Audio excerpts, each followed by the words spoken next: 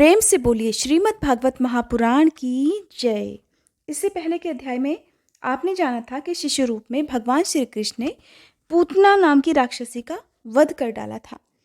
जब उसका वध हो गया तब ब्रजवासियों ने पूतना के शरीर को टुकड़े टुकड़े कर डाला और गोकुल से दूर ले जाकर लकड़ियों पर रखकर जला दिया।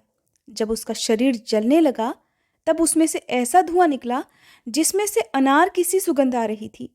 क्यों ना हो, भगवान ने उसका दूध जो पी लिया था, जिससे उसके सारे पाप तुरंत ही नष्ट हो गए थे। पूतना एक राक्षसी थी। लोगों के बच्चों को मार डालना और उनका खून पी जाना, यही उसका काम था। भगवान को भी उसने मार डालने की इच्छा से ही स्तनपान कराया था।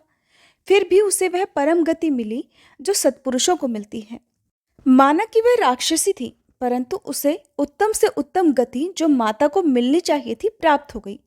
फिर जिनके स्तन का दूध भगवान ने बड़े प्रेम से पिया, उन गौओं और माताओं की तो बात ही क्या है।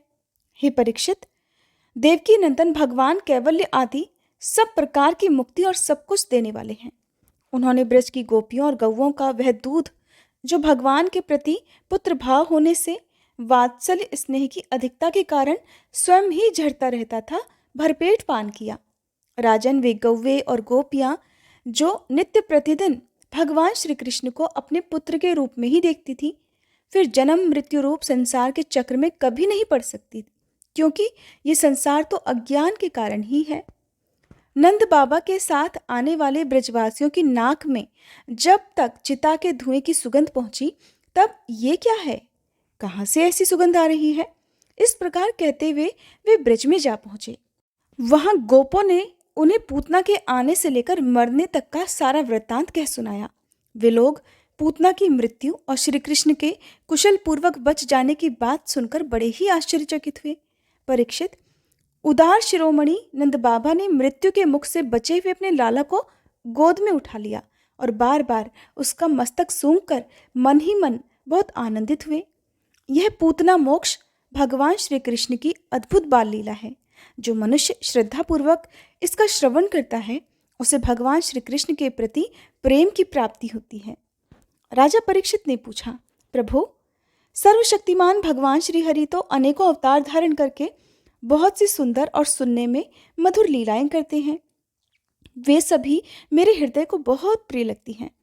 उनके श्रवण मात्र से भगवत संबंधी कथा से अरुचि और तरह तरह के विषयों की तृष्णा भी भाग जाती है, और इन कथाओं को सुनने से मनुष्य का अंतःकरण शुद्ध हो जाता है। और भगवान श्री कृष्ण ने मनुष्य लोक में प्रकट होकर मनुष्य जाति के स्वभाव का अनुसरण करते हुए जो बाल लीलाएं की हैं, अवश्य ही वे अत्यंत अद्भुत हैं। इसलिए आप अब उनकी दूसरी बाल लीलाओं का भी वर्णन कीजिए। तब श्री सुखदेव जी ने कहा, परीक्षित, एक बार भगवान श्री कृष्ण के करवट बदलने का अभिषेक उत्सव मनाया जा रहा था। जब नन्हा शिशु पहली बार करवट बदलता है और पलटना सीखता है, उस समय एक महोत्सव मनाया जाता था। उसी दिन उनका जन्म नक्षत्र भी था। घर में बहुत सी स्त्रियों की भीड़ लगी हुई थी। खूब गाना बजाना हो रहा था। उन्हीं स्त्रियों के बीच में खड़ी हुई सती साध्वी यशोदा जी ने अपने पुत्र का अभिषेक किया। उस समय ब्राह्मण लोग मंत्र पढ़कर आशीर्वाद दे रहे थे। नंद रानी यशोदा जी ने ब्राह्मणों का खूब पूजन सम्मान किया। उन्हें अन्न, वस्त्र, माला, गाय आदि मुहमागी वस्तुएं दी। जब यशोदा जी ने उन ब्राह्मणों द्वारा स्वस्ति वाचन कराकर स्वयं बालक के नहलाने आदि का कार्य संपन्न कर लिया, तब ये देखकर कि मेरी लल्ला की आंखों में तो नींद आ रही है, अपने पुत्र को धीरे से शैया पर सुला दिया। थोड़ी देर में श्याम सुंदर की आंखें खुली तो वे भूख के मारे रोने लगे। उस समय मनस्विनी यशोदा जी उत्सव में आए हुए ब्रजवासियों के स्वागत सत्कार में बहुत लीन थीं, इसलिए उन्हें श्री कृष्ण का रोना सुनाई ही नहीं पड़ा। तब श्री कृष्ण रोते रोते अपने पांव उछालने लगे। बालक श्री कृष्ण, नन्हे से श्री कृष्ण, एक छकड़े के नीचे सोए हुए थे। उनके पांव अभी लाल लाल कोपलों के समान बड़े ही कोमल और नन्हे नन्हे से थे, परंतु वह नन्हा सा पांव लगते ही वह विशाल छकड़ा उलट गया। उस छकड़े पर दूध, दही आदि अनेक रसों से भरी हुई मटकियां और दूसरे दूसरे बर्तन रखे हुए थे। वे सब के सब फूट फाट गए और छकड़े के पहिए और धुरे अस्त व्यस्त हो गए। उसका जुआ फट गया। करवट बदलने के उत्सव में जितनी भी स्त्रियां वहां पर आई हुई थीं, वे सब और यशोदा जी, रोहिणी जी, नंद बाबा जी, गोपगण इस विचित्र घटना को देखकर बड़े व्याकुल हो गए। आपस में वे बात करने लगे कि अरे ये क्या हो गया, ये छकड़ा इतना बड़ा अपने आप कैसे उलट सकता है। वे इसका कोई कारण निश्चित नहीं कर सके। ना तो वहां पर कोई ऐसा आया था जिसने खुद उस छकड़े को उल्टा होगा। वहां खेलते हुए बालकों ने गोपों और गोपियों से कहा कि इस कृष्ण ने ही तो रोते रोते अपने पांव की ठोकर से इस छकड़े को उलट दिया है, इसमें कोई संदेह नहीं है। परंतु गोपों ने उसे बच्चों की बात कहकर टाल दिया कि इतना छोटा सा बालक इतने बड़े छकड़े को भला कैसे उलट सकता है, और उनकी बातों पर विश्वास नहीं किया। ठीक है, वे गोप उस बालक के अनंत बल को जानते जो नहीं थे। यशोदा जी ने समझा कि यह किसी ग्रह आदि का उत्पात है। उन्होंने अपने रोते हुए लाडले लाल को गोद में लेकर ब्राह्मणों से वेद मंत्रों के द्वारा शांति पाठ कराया और फिर वे उसे स्तनपान कराने लगी। बलवान गोपों ने छकड़े को फिर सीधा कर दिया। उस पर पहले की तरह सारी सामग्री रख दी गई।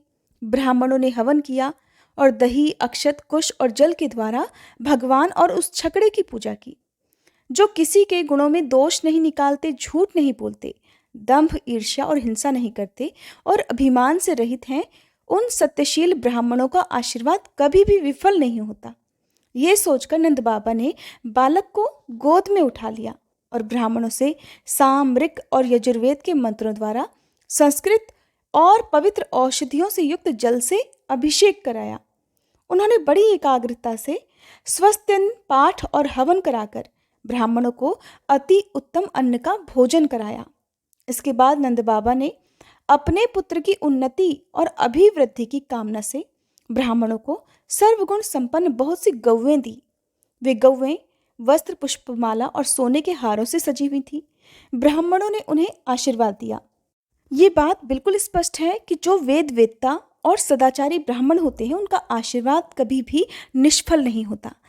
अब यहाँ पर आपने प्रभु की छकड़ा उलटने वाली लीला की कथा तो सुनी, लेकिन अब आप ये जानकर भी हैरान होंगे कि वो छकड़ा भगवान ने क्यों उल्टा। इसके पीछे रहस्य तो जरूर है। तो रहस्य ये है कि हिरण्याक्ष का पुत्र था उत्कच, बहुत ही बलवान और मोटा तगड़ा था। एक बार यात्रा करते समय उसने लोमश ऋषि के आश्रम के वृक्षों को कुचल डाला। लोमश ऋषि ने क्रोध करके उसे श्राप दे डाला कि अरे दुष्ट, जा तू देह रहित हो जा। उसी समय सांप जिस तरह अपनी केचुली उतारता है, उसी तरह से सांप की केचुली के समान उसका शरीर गिरने लगा। वह धड़ाम से लोमश ऋषि के चरणों में गिर पड़ा और प्रार्थना करने लगा कि हे कृपा सिंधु, मुझ पर दया कीजिए, अपना श्राप वापस ले लीजिए। मुझे आपके प्रभाव का ज्ञान नहीं था, मेरा शरीर वापस लौटा दीजिए। तब उसकी इतनी विनय करने पर लोमश जी प्रसन्न हो गए। महात्माओं को तो शाप भी वरदान हो जाता है। तब उन्होंने कहा कि वैवस्वत मनवंतर में श्री कृष्ण के चरण स्पर्श से तेरी मुक्ति हो जाएगी। वही असुर छकड़े में आकर बैठ गया था और भगवान श्री कृष्ण के नन्हे से चरणों के स्पर्श से वह मुक्त हो गया था। उसी को मुक्ति दिलाने के लिए ही भगवान ने उस छकड़े में जोर से लात मारी थी, जिसके कारण छकड़ा उलट गया था। अब एक दिन की बात है, देवी यशोदा जी अपने प्यारे लल्ला को गोद में लेकर दुलार रही थी। सहसा श्री कृष्ण चट्टान के समान भारी बन गए और वे उनका भार ही नहीं सह सकी। उन्होंने उनके वजन से पीड़ित होकर श्री कृष्ण को पृथ्वी पर बैठा दिया। अब अचानक से श्री कृष्ण का भार इतना बढ़ जाने की घटना से वे बड़ी हैरान हो गई थी। इसके बाद उन्होंने भगवान पुरुषोत्तम का ध्यान किया और घर के कामों में लग गई। तृणाव्रत नाम का एक दैत्य था। वह कंस का निजी सेवक था। कंस की प्रेरणा से ही बवंडर के रूप में वह गोकुल में आया और बैठे हुए बालक श्री कृष्ण को उड़ाकर आकाश में ले गया। उसने ब्रज रथ से अर्थात धूल से सारे गोकुल को ढक दिया और लोगों को देखने की जो शक्ति थी उसे भी हर ली। उसके अत्यंत भयंकर शब्द से 10 दिशाएं कांप उठी। चारों तरफ तूफान ही तूफान मचा हुआ था और दूर दूर तक केवल धूल ही धूल नजर आती थी। सारा ब्रज 2 घड़ी तक रज और तम से ढका रहा। यशोदा जी ने तो अपने पुत्र को जहां बिठा दिया था, वहां जाकर जब देखा तो वहां श्री कृष्ण थे नहीं। उसी समय तृणावर्त ने बवंडर रूप से इतनी बालू उड़ा रखी थी कि सभी लोग अत्यंत परेशान और बेसुध से हो गए थे। उन्हें कुछ नजर ही नहीं आ रहा था। उन्हें अपना पराया कुछ भी नहीं सूझ रहा था। उस जोर की आंधी और धूल की वर्षा में अपने पुत्र का पता ना पाकर यशोदा जी को बड़ा दुख हुआ। वे अपने पुत्र की याद करके बहुत ही दीन हो गई, बहुत बेचैन हो गई। और जिस तरह बछड़ा मर जाता है तो बछड़े के मर जाने पर गाय की जो दशा हो जाती है, इस समय वही दशा यशोदा जी की हो रही थी। शोक से व्याकुल होकर वे पृथ्वी पर गिर पड़ी। बवंडर के शांत होने पर जब धूल की वर्षा का वेग कम हो गया, जब धुंध छट गई, तब यशोदा जी के रोने का शब्द सुनकर बाकी गोपियां वहां दौड़ी दौड़ी आईं।